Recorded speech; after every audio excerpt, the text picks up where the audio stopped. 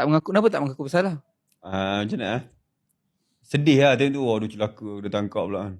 Time tu bergaduh lah member. Apa benda lah kau pergi petik aku pula kan.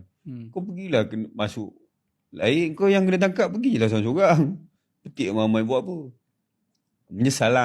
Tapi kan dua orang je. Macam mana boleh petik ramai sangat? Ramai kita, dia macam ni. Yang kena tu 2. Sebenarnya kita ramai, lebih kurang dalam 7-8 orang lah.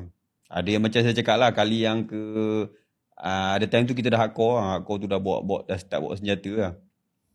Cuma dia kita tak nak memanjangkan lagi.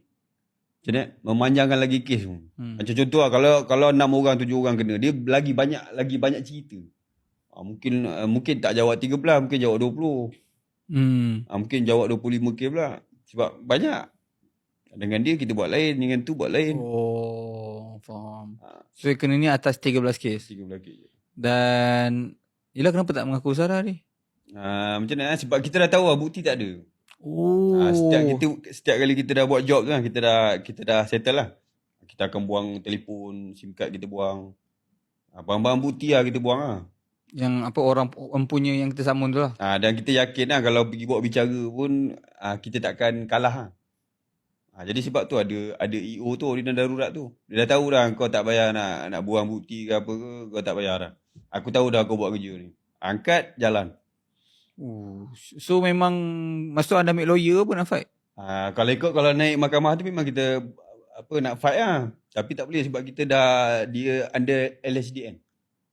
KDN, Kementerian Dalam Negeri. Dia okay. KDN lah.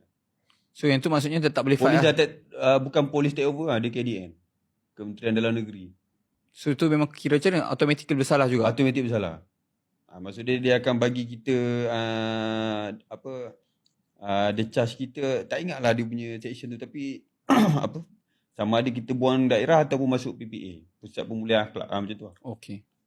So berapa hukuman kenapa sebenarnya? Apa yang disebut? Macam mana? Apa hukuman dia masa tu? Hukuman dia 2 tahun lah.